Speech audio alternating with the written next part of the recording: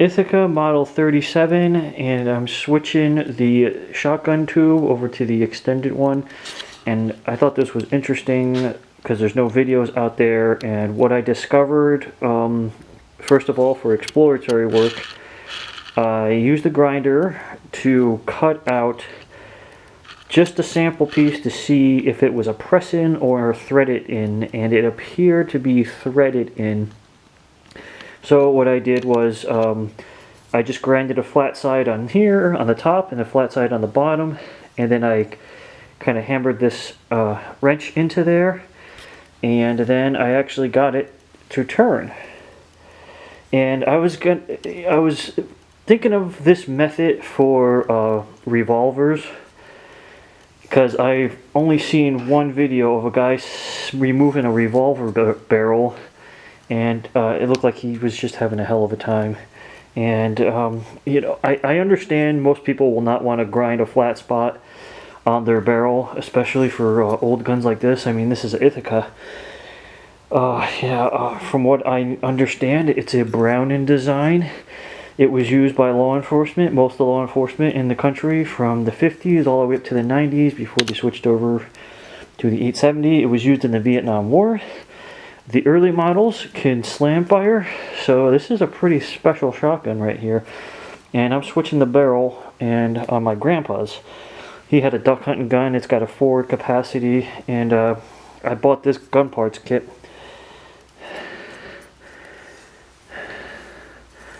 Just looking at what's going on here. They are fine threads. Okay. Yes, it does appear to be backing out. For a moment, I almost thought it was just stagnating, not moving. Now, the spring is in there under tension, so that whole thing is just going to pop and fly off. Okay, and that looks nice and clean. So that's a nice extra spring. The one my grandfather's spring is bent and very dirty and on the verge of rusting away completely. So that's nice. Nice to see that's nice and clean. And out comes the barrel. So I will have to do the same thing to latch onto this.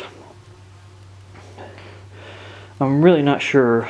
Okay, so if this, I'm just trying to figure out how they did it, because it was not budging no matter what I did, and I don't know if that's from, you know, crud or whatever. I'm just thinking. Okay, so if it threads in like this.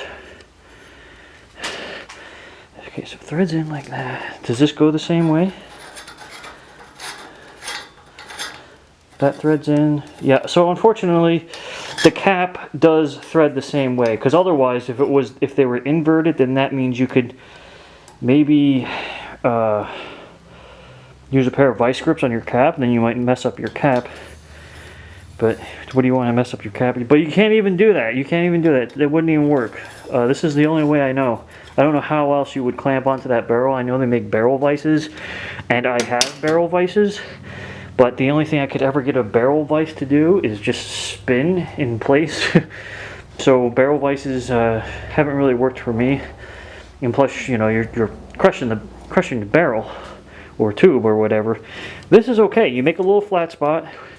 It's really not that big of a deal. I mean, you know, I'm going to Cerakote and refinish all my guns anyways. And I understand the whole patina thing. But you know what? And I'm all for that too. But I'm all for having a working gun. Now that's more important.